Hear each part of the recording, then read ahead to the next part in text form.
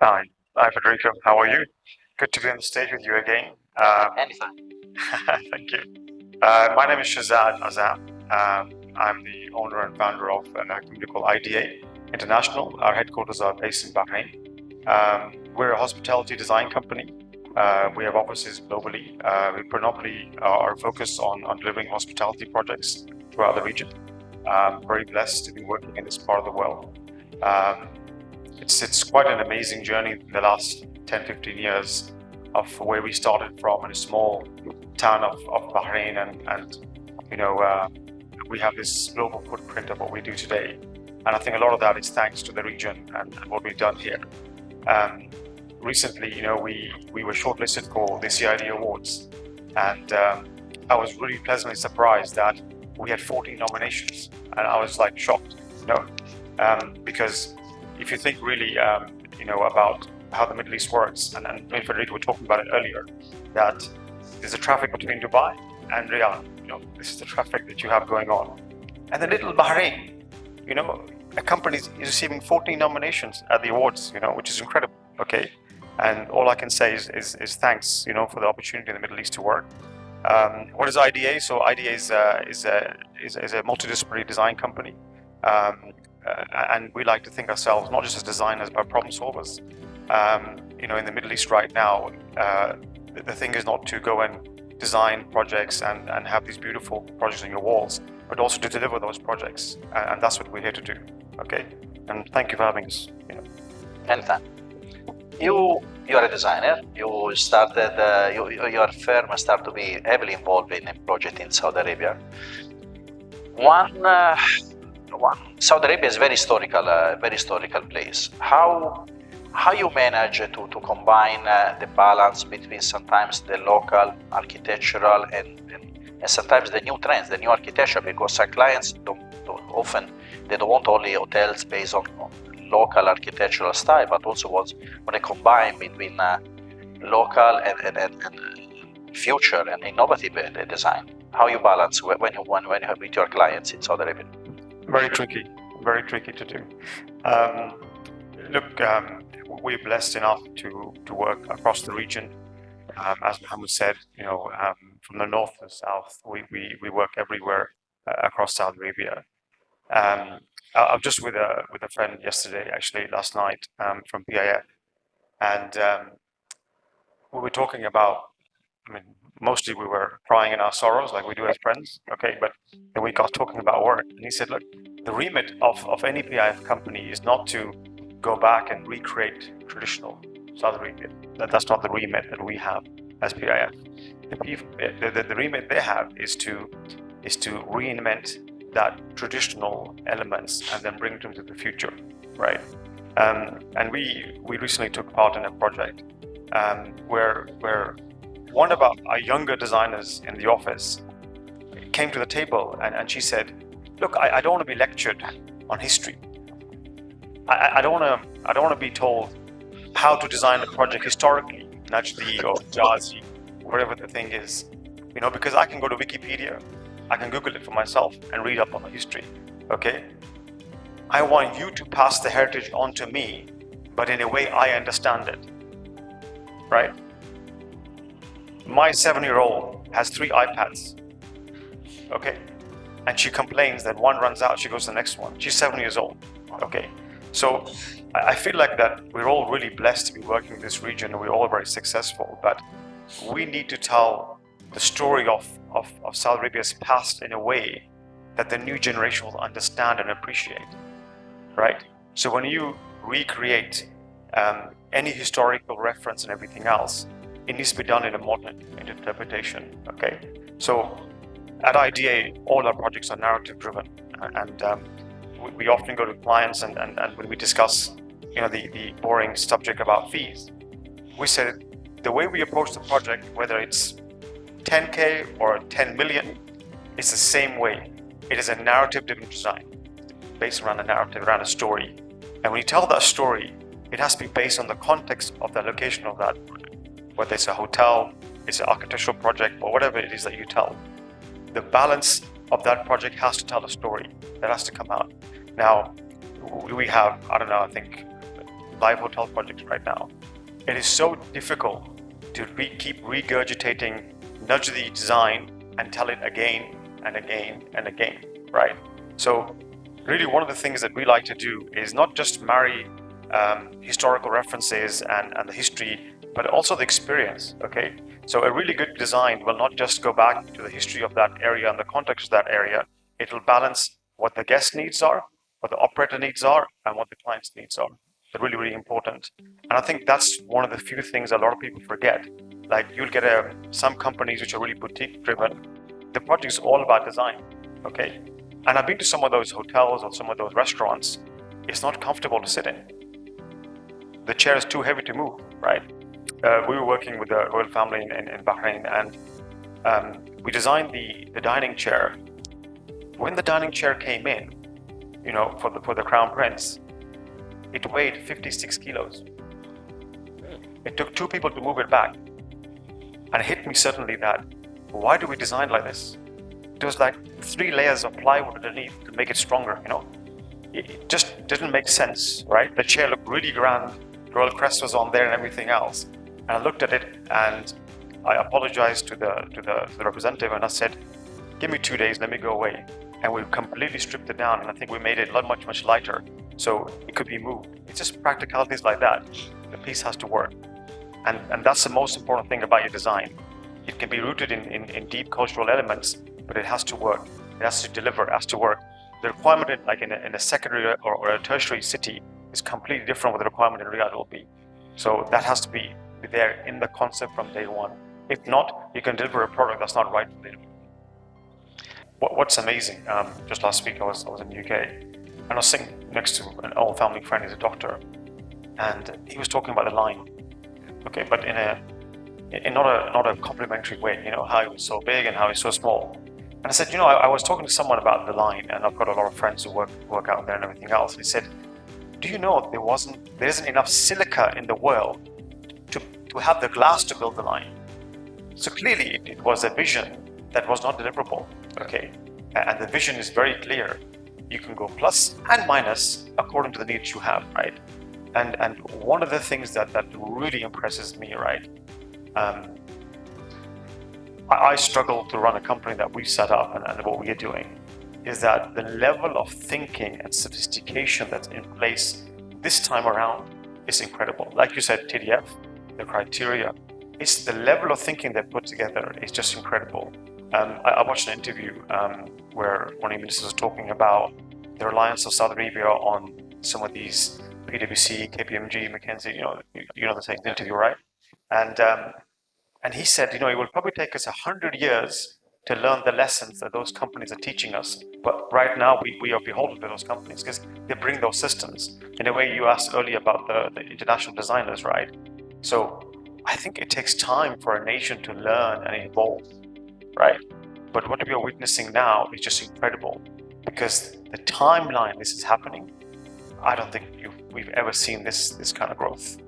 You know, it's literally like hang on to the ride, you know. That's what you've got to do. So I think it's incredible what's happening right now. Really incredible.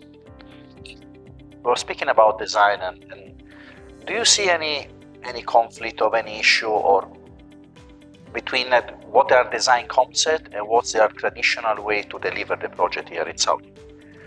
Yeah. So look, it's a very interesting subject. Cuman, what you really like to talk about? It's interesting, right? Again, my good friend Federico told me a while back, you know, that ID has reached a position where business is almost automatic. All the brands know us. They come to us. They have a project. They know that the idea can do it. We'll get the project. It's about how you maintain that business, and you'll have growth upon year, right? And really, you have to decide: do you really want to go for it? Do you want to press the turbo button and bring people in that can help accelerate your business and everything else, right? So when we go in for projects and we talk to clients now, we don't really sell ourselves anymore. Really, we don't sell ourselves anymore. We go in with a mindset that I'm here to help you and enable you to deliver your vision or your dream, okay? And the only way I can do that is if I sit on your side of the table and look at everything that you've got. The first thing, the old adage where clients should say, I want the best, okay? If my client says, I want the best, I said, well, how deep are your pockets, because that's not true anymore. It doesn't happen like that, okay? So one of the things that we do is that the first thing we talk about at the very beginning of the project, before we even sign it actually, is we talk about deliverability about the project, okay? It's interesting, when we started working with Red Sea, they reached out to us, and I was speaking to one of the guys there, and I said, I don't want to work with you guys. I said it's really challenging, and I'll have to fund the project and everything else. I'll work with you if our visions are aligned. And he said, what do you mean? And I said, I want to deliver the project in a way that it's right, it's deliverable, right? I don't want to just make this amazing CGI and then you water it down into something that just looks completely different, right? So imagine they drove on a Friday to Bahrain to speak to us because they really wanted to work with us. The whole meeting was not about ideas, experience. It's like, how do we deliver this project? So we sat down and we opened up some of our presentations. And one of the things that we do about deliverability, right, our projects, is that at concept stage, we will give a costing around the room. So if we're talking about hotels, we will give the costing around that room or the mock-up room at concept stage. Because if I can deliver a budget for a mock-up room, 70% of my project is now secure. Yeah, that means I have 30% of the project, which is all the public areas, to have fun. And literally every client will tell you, I don't mind you spending a little bit more in the public area, the restaurant, the arrival lobby and everything else, but if I can fix the budget on the hotel room, it's fantastic. I cannot tell you now, in the last 2 to 3 years, how every single conversation with the client, it goes from, here's your CGI of the project, and he says, fantastic. Shazad, where can I buy this from? Every client asks you this, because one of the problems you have in Saudi Arabia is that we don't have the procurement industry to support those projects, okay? And it's often, I find it quite strange, is because if you work in Dubai, Dubai has a very mature, industry that can deliver projects, okay? Even Bahrain has a more mature industry in terms of deliverability and quality of output of work. It's just the way the countries evolve over the years slowly. Saudi Arabia never had the requirement, as Mohammed said. Tourism was never a focus, okay? So they never had that. So, I mean, you work in the same industry, right? And we just spoke about that a bit earlier on, right? Is you need to go to clients very early on and benchmark your project in terms of what you're trying to achieve, okay? What is it that you're trying to look for in this project? What's your ROI that you're looking per key? What is you want to do? What is your charge out rate? Okay, because not only do we have to make sure the project's relevant for the client, but we also make sure that the project is relevant for the operator. Okay, so I don't, let's say Marriott, right? We're doing a lot of projects in Marriott. If I don't make sure that that project has the design, pillars of that brand, they have a project literally 1 kilometer away. Like a Marriott Courtyard and 4 Points by Sheraton, they're actually identical in sizes and everything else. So it's my job to make sure that that design is delivered in a way that I come and I say, I'm staying in a Courtyard, or I'm staying in 4 Points by Sheraton, because the room size is 28 square meters on both. Okay, I have a project now, but the client wants a 32 square meter room. Okay, and Marriott is arguing with him and saying, why do you want to spend more money for that 4 square meters? Because at 32 square meters, you're now going into a premium product range, right? So it's our job to educate the client and say, don't get personal with the project. This is your project, control the budget and move forward from there. And honestly, I think more designers need to think like that, okay? Because if you keep thinking about design only in isolation, you're going to get to a point where you're not going to be able to deliver the project. And that's a real shame to have. There's all these beautiful projects. We have to think about, does Saudi Arabia have the infrastructure and the setup to deliver this project? So I was in India, right? I did a visit about 6-7 years ago.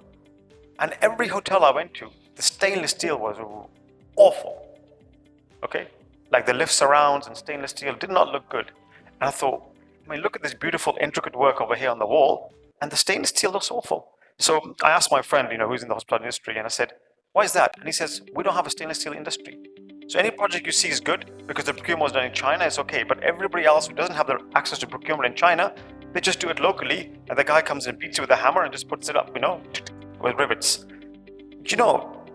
When you invest in a project in Saudi Arabia, you don't have a metal industry in the Middle East.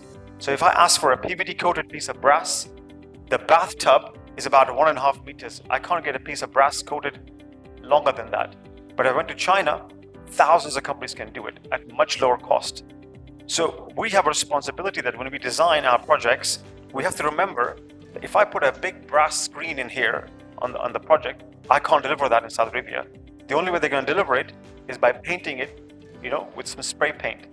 So your design does not look the same. Do you see the level of thinking you have to go down to at design stage? You have to marry your design to the procurement strategy and also the client themselves, right? Sorry, Danny, you're the only client here, so we keep talking about about your company. But it's really important to also understand the client's setup. If you're a big company, you have a sophisticated procurement network, you can do it. Some of my clients, they don't have the ability to go to China and buy the product, okay? Or some of my projects which are run by ultimately by royal funds and royalty, they will not be able to go to China and see the mock-up room. They won't be able to fly out, right? Then we got to figure out, but we got to get everything over here with the crazy programs that we get given. I was in the panel. One of the things that one of the designers said is, all I ask is for everybody in Saudi Arabia who works in these projects, just give us time. Okay, so that's another problem that you've got, with the time and everything else that goes into it. So the challenge really is to marry procurement to design very early on and marry that vision together. Thanks a lot. Do you believe especially the big brands, big hotel operator, do you believe they will be willing to change their standard and their procedure to the local to adapt to the local market sometimes? Okay. So one of the things operators are doing is that, and we'll be seeing a rise in this. So because Saudi Arabia has a very diverse history and background, and is demanding its projects and its entities to deliver more diverse range of projects. Okay, the operators are reacting to that. Okay, so for example, every single operator now has a boutique arm, okay, under a collection property. So if you as a client come along, so say Dan Group came along and they want to do a farmstead hotel, okay, but they don't have the experience running that hotel, so they want to go to Marriott, for example. Sorry, we talk about Marriott. I can talk other brands as well. They want to go to Marriott and they want to say, I want you guys to run it, but we will design it but we want this to be like a traditional experience, like a Saudi experience. So Marriott has now come up and say, okay, we'll put this under an autograph collection label. We'll run the property, but it'll be completely unique. Each autograph collection narrative is rewritten for every single location by a branding agency. So that's how every single operator is changing the way they work. So for example, one of the other things they're doing right now is adapting. Adapting, yes, because they need to adapt, because there's no way a farmstead would fit into many operators' standard brands, right? So every brand, I think Hilton has a vignette collection and there's collection properties and everything else, right? Another thing that's I've seen a big rise in, right, and we're lucky enough to be part of this journey, is that it's branded residences. Okay, so this is where developers are coming in and they're taking and they're developing residential projects. Again, they want to give them the clients the experience of really professionally run residential projects. There is a lot of good local branded products in the market. I mean, I stayed in one now. Budla Group is one of the best in the industry, and it's quite astonishing how good their procurement network is. I mean, I love the Narcissus Royal Hotel that's put together, and I've made a point of staying from the 3-star product, 4-star product, 5-star product, all the way through. I'm just weird. I like to learn about hotels, and I literally go around touching walls and everything else. And when you go to an Albert hotel, okay, it feels like a 5-star hotel because every wall panel from the lift, it comes from China. So, he has put together an incredible procurement strategy and design strategy where everything comes from China and it brings it here and it gets installed completely, seamlessly. And if you look in Riyadh, I think he must have hundreds of properties just in Riyadh and all at different levels, right? And I think ultimately that the local industry will learn and it'll keep growing like that. But I think for me, from my knowledge, that's one of the most successful, things I've seen growing in the local region. And it's incredible the growth that you've seen. I mean, if you went to the old Narcissus, which is classical and more decadent design, okay, then you go to the Royal, and actually it's a completely different look and feel. And it's incredible that a local company with local, setup can achieve that. I mean, I'll go as far as saying is it's probably one of the best fitted out hotels I've seen. If you look at the quality of it, you go to the room size, the room layout, everything. I don't think even we can emulate that quality with our people on site and our knowledge of procurement. That's how good it is. So I think there's really extremely good successful examples in the region already. But as we already said before, I think the local market does need to learn and grow and adapt. You know, I think you mentioned also that each product has a life cycle, right? So it might be 2 to 3 different operators. But the first operator might be international operator, second one might be, but the third operator might be a local operator. So I think there is that requirement to learn from that legacy that the international operators bring. Thanks a lot. Thank you. Thank you for the panelists, and thank you to you guys.